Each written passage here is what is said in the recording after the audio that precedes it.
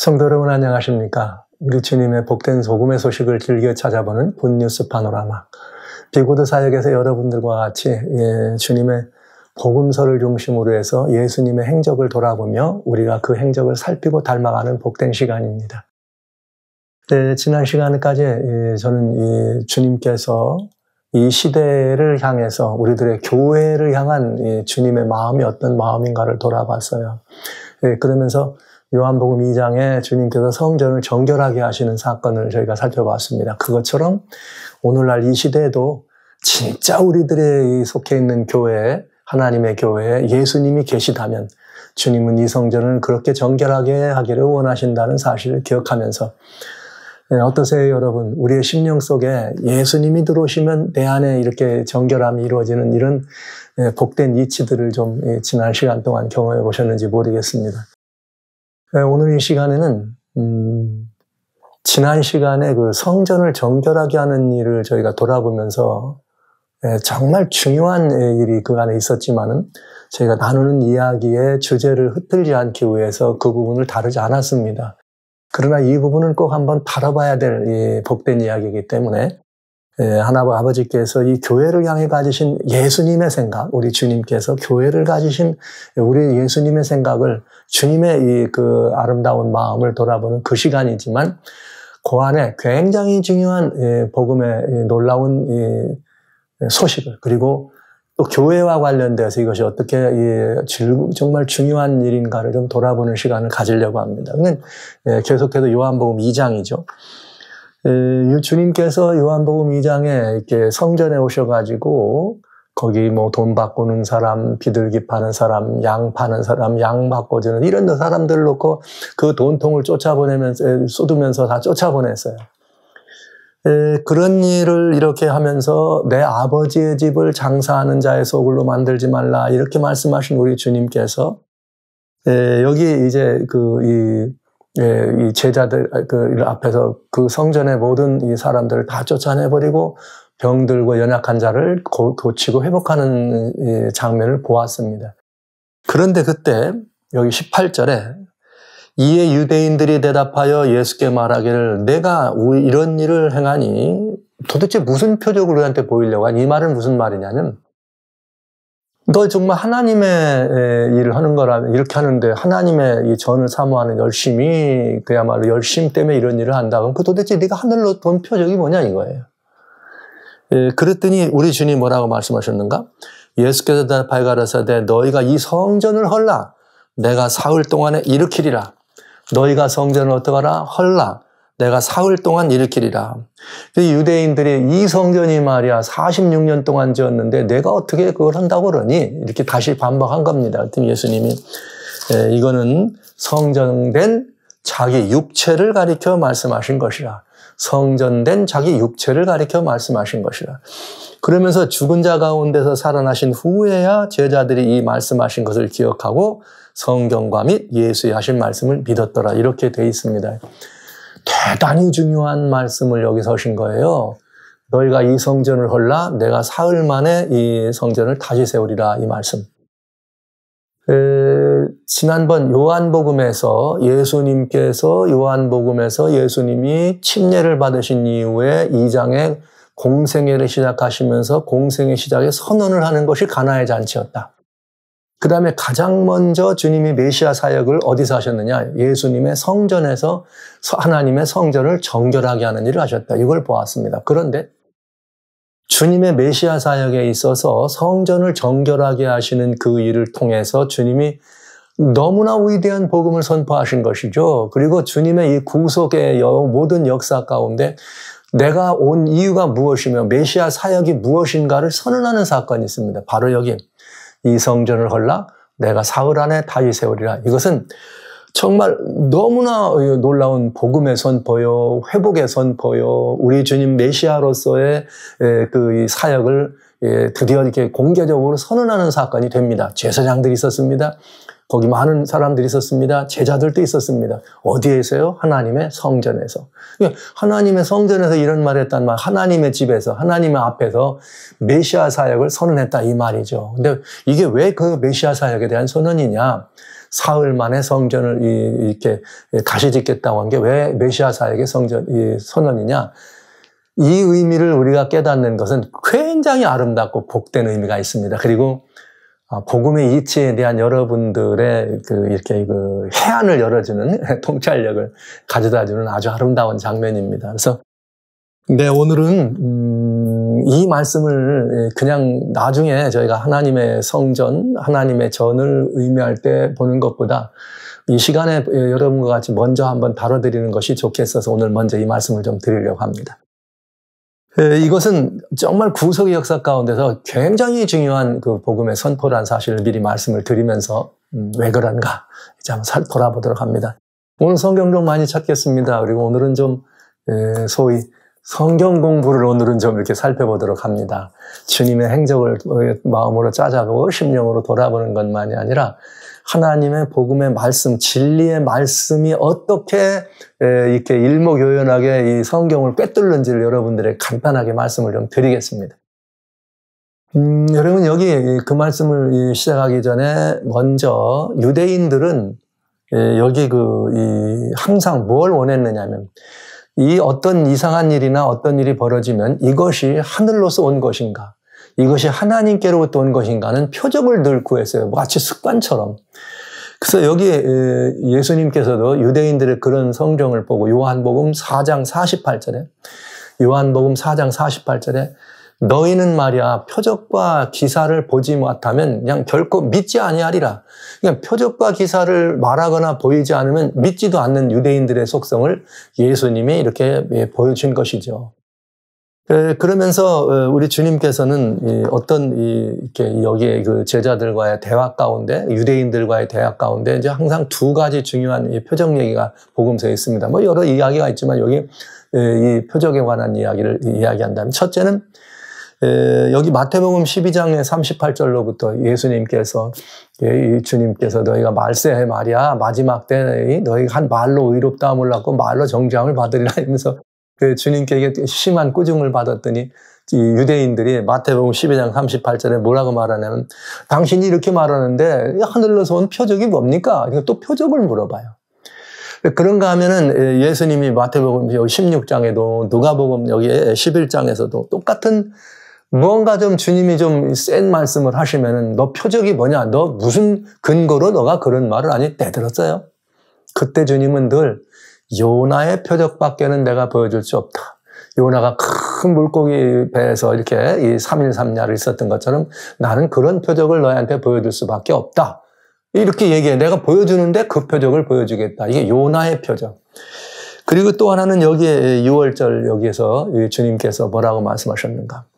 당신이 성전을 그렇게 한다고 도대체 하늘로서는 표적이 뭡니까? 그랬더니 예수님이 너희가 사흘 만에 이 성전을 헐라 내가 사흘 만에 성전을 세우리라 하는 성전을 다시 회복하고 중건하는 이것을 주님이 뭐라고 말씀하세요? 표적으로 달라 그랬더니 주시겠다. 이 말씀하신 거예요. 그러니까 하늘에서 예수님이 오셨다는 표적으로 말씀하신 내용입니다.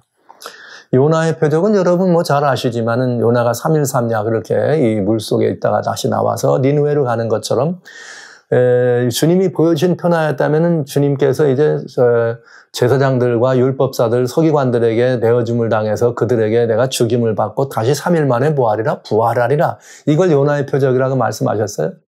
그런데 여기 성전에 대한 이 표적도 주님은 뭐라고 말씀하셨는가? 사흘 만에 내가 어떡하리라? 다시 세울 거라.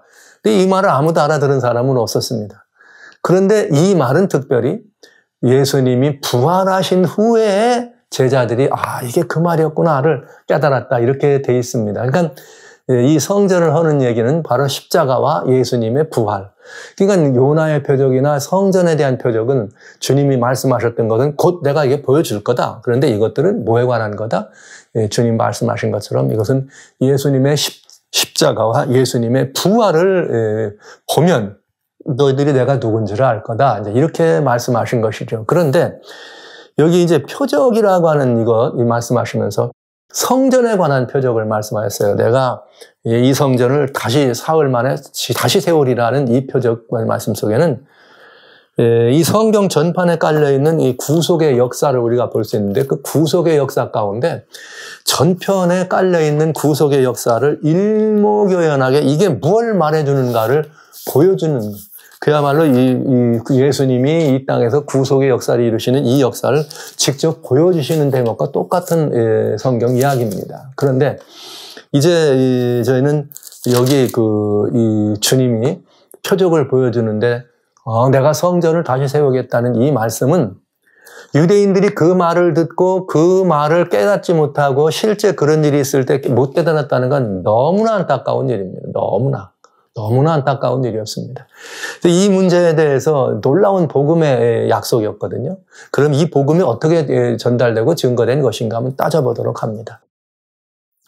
이렇게 성경의 전편에 깔려가지고 주님이 성전을 다시 세우리라 아니면 뭐 이렇게 성소에 계시를 주시고 다윗에게 성전을 계시를 줘 솔로몬 성전을 짓고 또 여기 뭐 에스겔에게 성전에 계시를 줬는데 스룹바벨이 성전을 이렇게 다시 짓고 이런 일들을 빼놓고는 주님이 아니면 성경 전체에 하나님께서 누가 하나님의 성전을 완성하리라 이렇게 된 예언이 성경에 딱 있어요.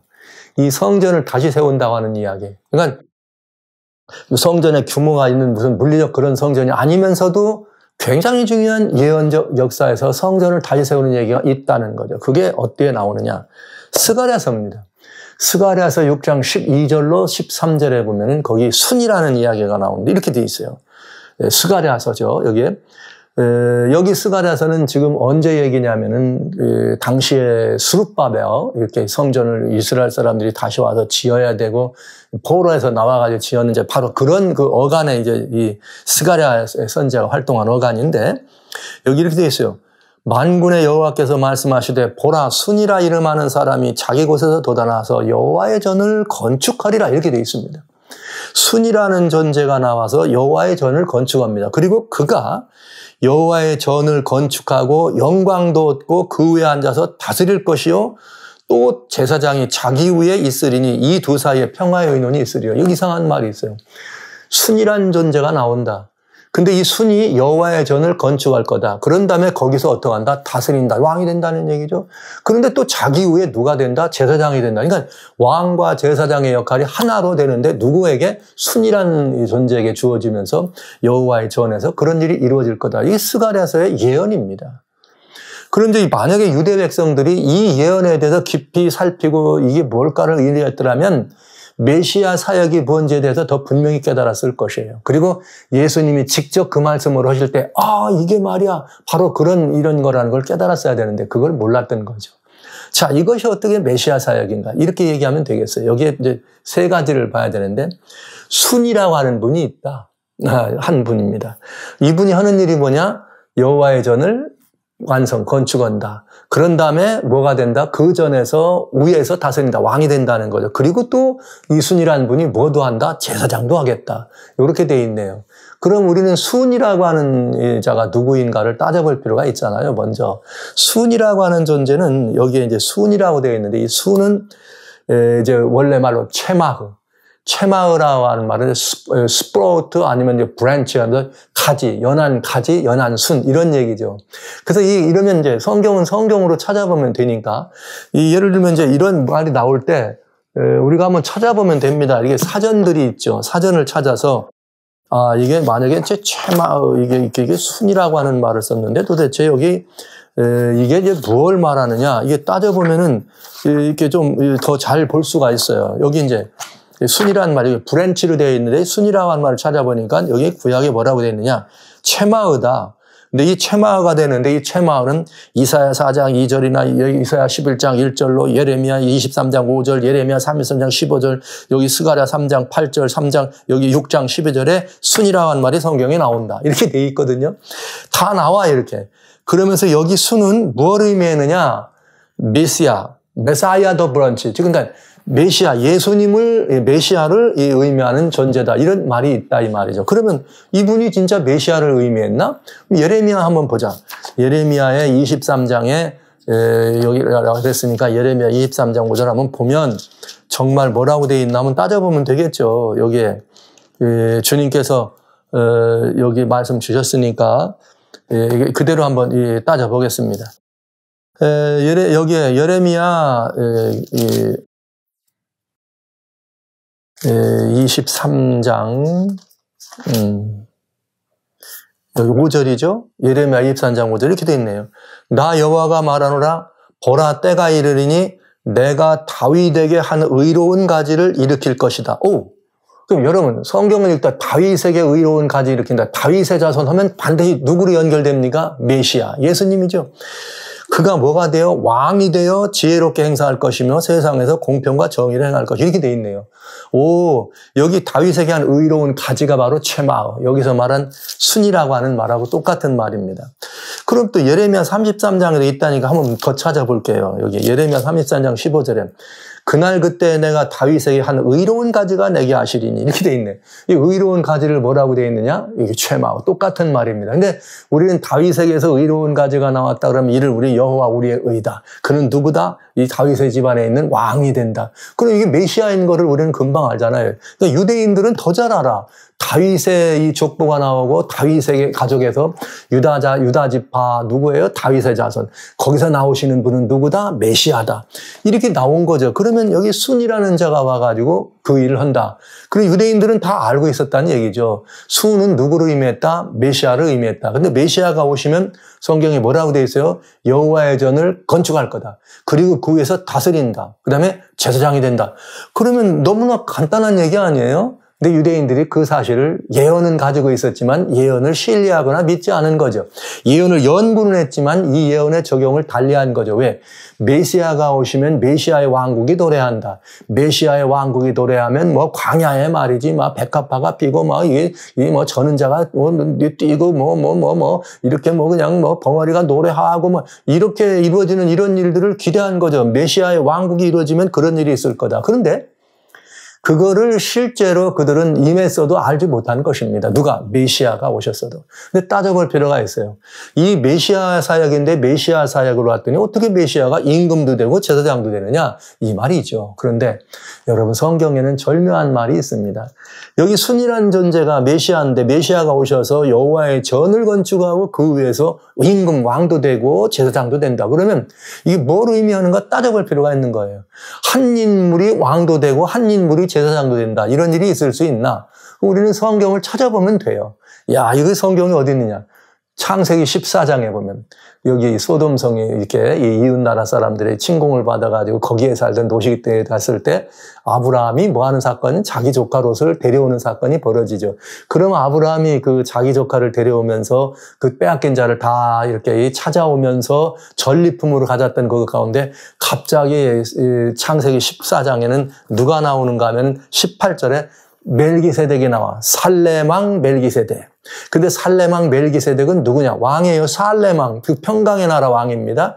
멜기세덱인데 멜기세덱은 지극히 높으신 하나님의 제사장이다. 이게 돼 있네. 그러면서 멜기세덱이 나오면서 멜기세덱에게 10분질의 그 전리품의 10분 1을 드리는 사건이 나옵니다. 그러니까 왕이면서 제사장이라고 하는 한 인물이 있습니다. 성경이 얘기하고 있는 예표된 인물이지만 멜기세덱이라는 그 존재였습니다. 그러니까 멜기세덱이라고 하는 존재는 두 사역이 있다. 왕인데 뭐다? 제사장이다. 하나님의 제사장. 이런 특징이 있다는 거죠. 그러면 우리는 이 멜기세덱에 대해서 다시 찾아볼 필요가 있는 거죠. 그런데 이 순이 와서 여호와의 전을 이루고 제사장이 되고 왕이 된다고 하는 이 부분에 대해서 어느 누구의 깨달음보다 사도 바울의 깨달음은 놀라웠습니다. 그래서 사도 바울이 말하는 깨달음은 놀랐는데 특별히 히브리서에 보면 이 사건이 너무나 분명하게 나옵니다. 메시아 예수님을 누구한테? 멜기세덱한테 적용을 하죠. 여기 히브리서 7장에 보면은 멜기세덱에 관한 이야기가 나오는데 이렇게 나오네요.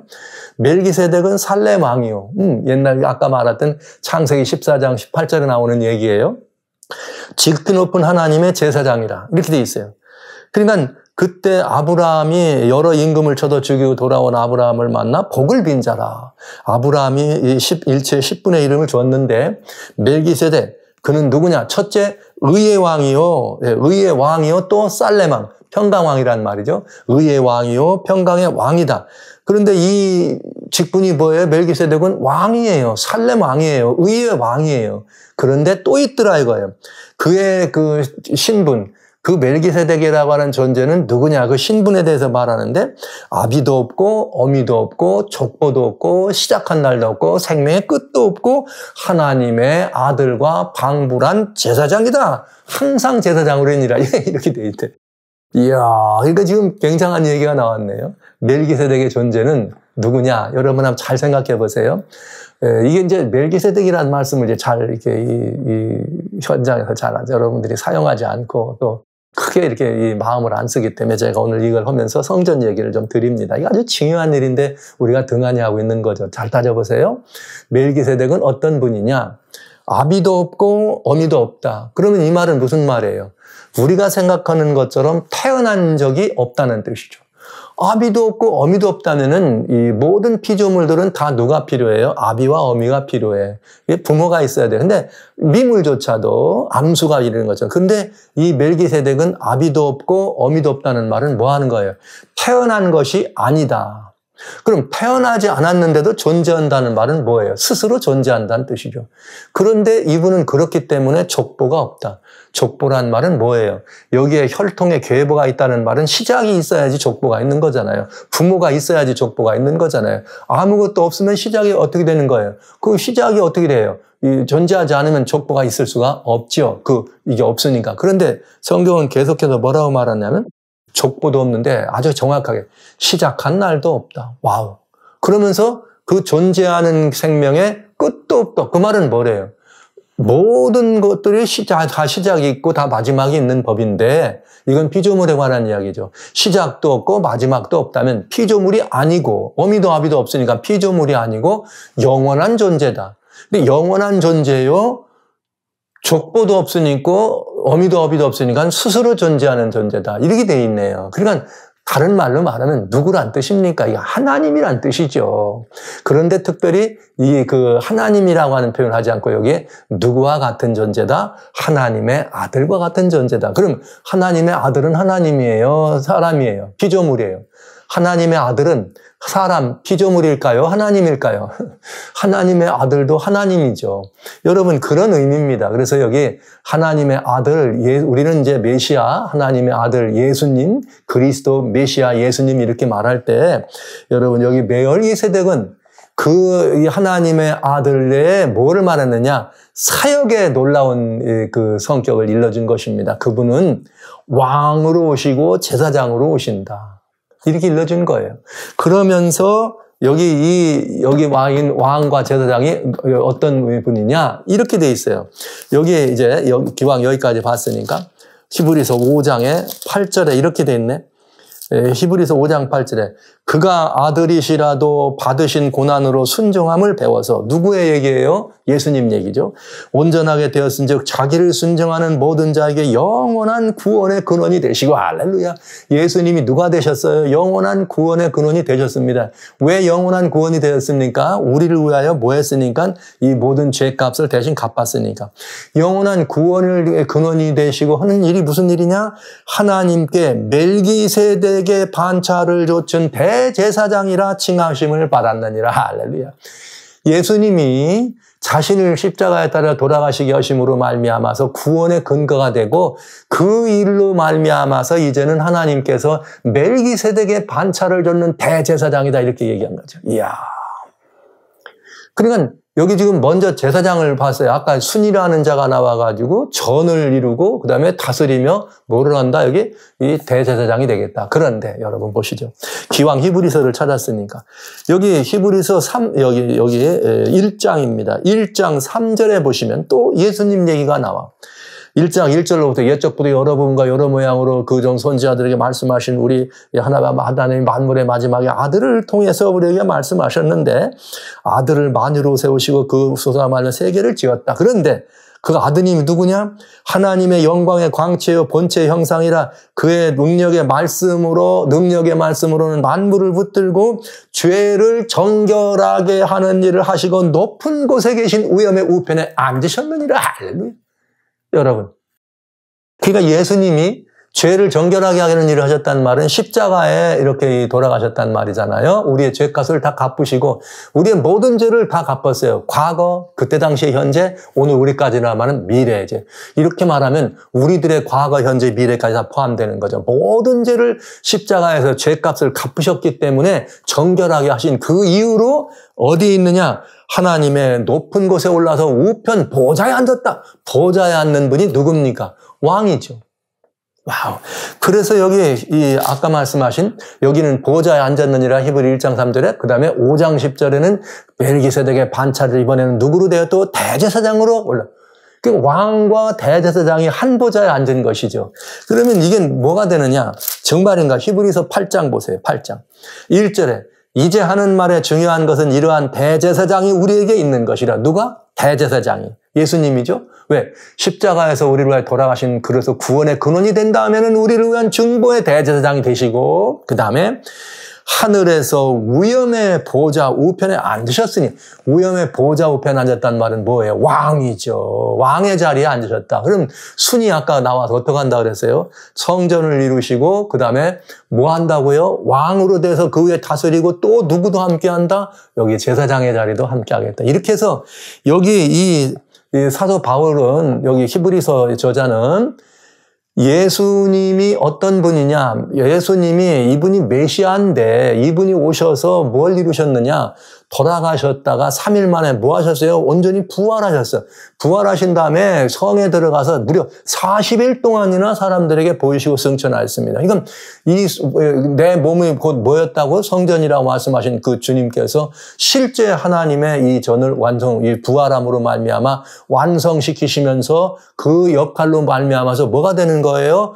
왕이 되시고 위엄의 보좌 우편에 오르시는 왕이 되시고 우리 시편에 주님 말씀하신 것처럼 24편에 여호와라 문들아 열릴지어다 문들아 이렇게 열릴지 하면서 영광의 왕이 들어가신다 이렇게 나오잖아요. 그것처럼 예수님이 승천하실 때 위엄의 보좌 우편에 앉은 왕의 영광의 자리로 그러면서 이번엔 또 뭐래요? 또 이 죄를 다 사하셨기 때문에 돌아가시고 그 죄의 지값을 갚았기 때문에 대제사장의 자리로 같은 자리에 그러니까 왕과 제사장이 어떻게 된 거예요? 합동된 자리에 앉는 거죠. 누구의? 그러니까 이런 신분을 누구라 그랬다? 멜기세덱이다. 그러니까 예수님의 그 사역의 마지막은 멜기세덱의 반차를 좇은 누가 된 거예요? 살레망 의의 왕, 그 다음에 누구예요? 대제사장으로 승천하셨다 이 말이 되겠습니다.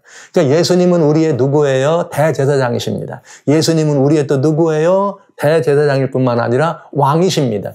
그래서 예수님이 대제사장이 되셨기 때문에 그러면 제사장이 있어야 될 거 아닙니까? 그래서 여기 요한계시록 1장 5절에 요한이 뭐라 그래? 그는 피로 사서 우리를 하나님께 드리시고 자 피로 사서 우리를 뭐가 삼았다? 제사장으로 삼으셨다 이렇게 말하는 거죠. 와우. 요한계시록 5장 9절로 10절에 뭐라고 말해? 우리가 새 노래를 부른다. 새 노래를 부르면서 우리가 뭘 했어요? 하나님께서 피로 사서 예수님께서 피로 사서 우리를 하나님께 드리고 우리를 왕 같은 제사장으로 만드셨다. 그래서 너희가 땅에서 왕 노릇하라 이렇게 된 거예요. 이야, 오늘 우리가 이 땅에서 하나님의 교회를 구성하는 제사장들입니다. 우리의 대제사장은 바로 보좌에 앉으신 예수님이 되시겠습니다. 이렇게 해서 이 구원의 이치가 예수님이 이 땅에 오셔서 그렇게 돌아가셨지만은 그님 부활하심으로 말미암아 여호와의 전을 완성하시고 이제 여호와의 전 얘기. 그로 말미암아서 그 위에서 왕이 되시고 위엄의 보좌에 앉으셔서 보좌 우편에 앉아 왕이 되시고 또 대제사장으로 함께 그 역할을 하시는 놀라운 이야기. 이것이 복음이에요, 여러분. 우리들에게는 전능하신 창조주 하나님, 우리의 모든 것들을 창조한 그 하나님이 통치하시는, 전능하신 자가 통치하시는 것이 우리들에게 복음이에요. 거기 다른 어떤 존재도 아니고. 그런데 이분이 범죄했던 우리를 다시 하나님의 아들로, 다시 하나님의 친백성으로 돌아오면서 우리의 죄값을 갚으심으로 말미암아 대제사장으로서 우리의 중보가 되어서 주님이 받으셨는데 주님이 어디 앉으셨어요? 왕의 자리에 앉았어요. 왕은 뭐 하는 분이죠? 심판하는 분이야. 그럼 제사장의 자리 또 앉아. 제사장은 누구죠? 중보하는 자리야. 그러니까 여러분 심판정이고 중보자가 다 됐으니까 변호사와 재판장이 한 자리에 앉았다 이 말이에요. 그럼 그 재판은 이긴 재판이죠. 그래서 우리가 예수님을 믿음으로 말미암아 예수의 이름으로 아버지께 나갈 때 모든 만민은 다 구원의 소리를 듣는 것입니다. 우리 모두는 다 그래서 어떻게 되는 거예요? 하나님의 이 아들과 딸로서 그 권속으로서 늘 구원의 사람으로 살 수 있게 된 것입니다. 그런데 그 제사장이 어떻게 있느니라? 아까 말씀드린 것처럼 여기 이게 항상 있느니라. 네, 항상 있느니라. 주님께서 멜기세덱의 반차를 쫓아서 이렇게 제사장 자리에 앉으셔서 항상 있느니라. 그러면서 히브리서 7장 21절, 24절. 제 예수는 영원히 계심으로 그 제사장 꿈도 갈리지 아니하리니. 25절 7장 히브리서 그러므로 자기를 힘입어 하나님께 나아가는 자를 온전히 구원할 수 있으니 그가 항상 저리하여 간구하십니다. 할렐루야. 누구로? 제사장으로. 그런데 이분이 또 누구예요? 평강의 왕으로. 예수님 아니에요? 예수님이 이사야 9장 6절에 뭐라 그랬습니까? 이사야 9장 6절에서 우리에게 한 아이가 낳는데 그는 누구예요? 이는 기묘자라. 네, 기묘자라. 그러면서 말이죠. 지혜자요, 기묘자요. 그러면서 이가 누구예요? 평강의 왕이라. 전능하신 하나님이라. 평강의 왕이라. 누구예요? 예수 그리스도. 이렇게 정확하게 붙여놨네요. 그 예수님이 우리를 위하여 보좌에 앉으셨는데 왕으로만이 아니라 대제사장으로 앉으셔서 항상 우리를 위하여 뭐 하는 거예요? 우리의 간구를 들어주시는 위대한 보좌의 주인공이 됐다는 것은 놀라운 복음이 되겠습니다. 그런데 여러분, 예수님이 곧 뭐라고 말씀하셨어요? 내가 곧 성전된 자기의 육체를 말했느니라. 여러분, 이 예수님의 육체가 성전이라고 하는 것은 대단히 중요해요. 요한계시록 21장 22절에 새 예루살렘 성을 보여줄 때 내가 성 안에 성전을 보지 못했다. 그런데 그 성전이 누구냐? 곧 전능하신 하나님과 어린 양이 곧 성전이었다. 즉 예수님이 성전이었습니다. 그러니까 예수님은 그분이 성전의 누구예요? 성전의 주인이시면서 예수님이 곧 누구예요? 성전 자체예요. 그런데 여러분, 우리가 뭐라고 말합니까? 너희가 더 예수님의 영이 머무는 뭐라? 성령의 정리다 안 합니까? 고린도전서 3장 16절에. 그러면 그렇기 때문에 사도 바울은 에베소에서 우리가 성전마다 하나씩 연합돼서 우리의 머리 되시는 예수님께 지체가 돼서 더 큰 예수님의 장성한 분량까지 자라나는 뭐가 되는 거예요? 더 큰 성전을 이뤄가는 것입니다. 이게 에베소 2장 나와 있는 말씀이 되겠죠. 2장과 3장과 4장에서. 그것이 교회의 아름다운 모습이 되는 것입니다. 그러니까 여러분과 저는 예수님의 지체로서 훌륭한 성전입니다. 예수님이 성전이신 것처럼. 그리고 예수님은 우리의 대제사장이십니다. 우리는 제사장입니다. 예수님은 우리의 살렘 왕입니다. 우리도 여기서 뭐예요? 너희는 나라의 왕 같은 누구예요? 제사장으로. 우리가 이렇게 하나님 앞에서 정말 복된 삶을 살아가는 존재라는 사실을 기억해야 되겠습니다. 그래서 교회는 바로 그런 것이에요. 그런 하나님의 성전이 모여서 은혜의 보좌를 향해서 우리가 함께 나아갈 수 있는 이렇게 사랑하는 성도 여러분, 우리들이 이전에 보신 것처럼 주님이 성전에 와서 정결하게 하신 것은 건물이나 무슨 장소가 아니에요. 사람이에요. 그것처럼 지금도 동일하게 주님이 뭘 원하시는가? 우리가 그렇게 깨끗하게 정결하게 돼서 예수님의 지체가 돼서 히브리서 4장 16절, 여기 4장 14절부터 이렇게 돼 있네요. 히브리서 4장 14절부터 그러므로 우리에게 큰 제사장이 있으니 그러므로 우리에게 큰 대제사장이 있으니 승천하신 자고 하나님의 아들 예수시라. 우리가 믿는 도리를 굳게 잡을지어다. 우리에게 있는 대제사장은 우리의 연약함을 채울하지 않는 자가 아니요 모든 일에 우리와 함께 시험을 받은 자로 되 죄는 없으시니라. 그러므로 우리가 긍휼하심을 받고 때를 따라 돕는 은혜를 얻기 위하여 은혜의 보좌로 담대히 나아갈지니라. 와우. 주님이 은혜의 왕국의 보좌에 앉으셨네요. 왕으로 제사장으로. 의의 왕국의 보좌요. 살렘 왕의 보좌요. 은혜의 왕의 보좌요. 그리고 제사장으로. 우리는 이 보좌 앞으로 담대히 나갈 수 있다고 하는 놀라운 특권을 가진 사람들이라는 사실을 잊지 말아 주시기 바랍니다. 오늘 우리가 참석하는 교회는 그런 곳이 돼야 될 뿐만 아니라 우리 자신이 바로 보좌 앞에 서 있는 또 다른 은혜의 보좌 앞에 서 있는 그 은혜의 도구로서 주님 앞에 담대히 나갈 수 있는 사람들이 돼야 한다는 사실을 기억하시면서 하나님의 말씀을 만약에 유대인들이 예수님이 내가 성전을 사흘 만에 다시 질 거야. 내가 그리고 말 이렇게 얘기했다는 거를 스가랴의 예언을 기억했더라면 오라 이분이 누구다 메시아로구나를 알았어야 돼요. 그런데 그때는 믿지 않았다 할지라도 나중에 예수님이 십자가에 달아 돌아가시고 부활을 하셔서 성전에 다시 들어가서 보셨다면 오라 이분이 바로 스가랴 6장에 나오는 순위로구나. 메시아로구나. 네, 다윗의 이 자손에서 나오는 의로운 가지로 오신 우리의 메시아였구나. 이분이 우리의 누구나 살렘 왕이구나. 이분이 멜기세덱의 반차로는 대제 이렇게 영접했어야 된다 이거죠. 말씀을 가졌으나 성경은 가졌으나 말씀이 없는 사람, 책은 읽었으나 믿지 않은 사람, 믿음이 화합지 않은 유대인들은 그 예수를 그냥 거절하게 만 것입니다. 이렇게 될 때 주님은 끝내 이 교회를 어떻게 하실 것인가? 요건 이제 다음 시간에 보도록 합니다. 이렇게 이 어리석은 이 사람들처럼 이렇게 정말 이런 위대한 복음의 공과를 이해하지 못하고 이 평화에 관한 일, 이 평강에 관한 일을 알지 못하는 이들을 향해서 주님은 이 교회를 끝까지 어떻게 하실 것인가 우리 한번 따져볼 필요가 있겠죠. 그런데 다음 시간에 보시기로 하고요. 오늘 저희가 성경 연구를 좀 많이 했습니다. 우리 주님께서 멜기세덱의 반차로 오셔서 하나님의 부활하심으로 말미암아서 그분은 왕으로 제사장으로 등극하셔서 보좌 우편에 하나님 보좌 우편에 앉으신 대제사장 멜기세덱의 반차를 거친 우리의 구주시요 메시아요 하나님의 아드님이라는 사실이 살아신 여러 성도님과 저의 그 일상을 통해서 정말 잊어서는 안 되는 너무나 중요한 공과예요. 이것이 사실은 이렇게 보니까 성경에 이렇게 스가랴 구약 예언부터 요한계시록까지 이렇게 쭉 연결되는 대단히 중요한 이런 이 주님의 복음의 선포였다는 사실을 부디 기억하시면서 완성된 복음, 이루어진 복음, 구원의 모든 것이 확정된 복음 안에서 감격스러운 구원을 날마다 경험하고 누리고 감사하고 큰 기쁨으로 승리하시는 여러분과 제가 됐으면 참 좋겠습니다.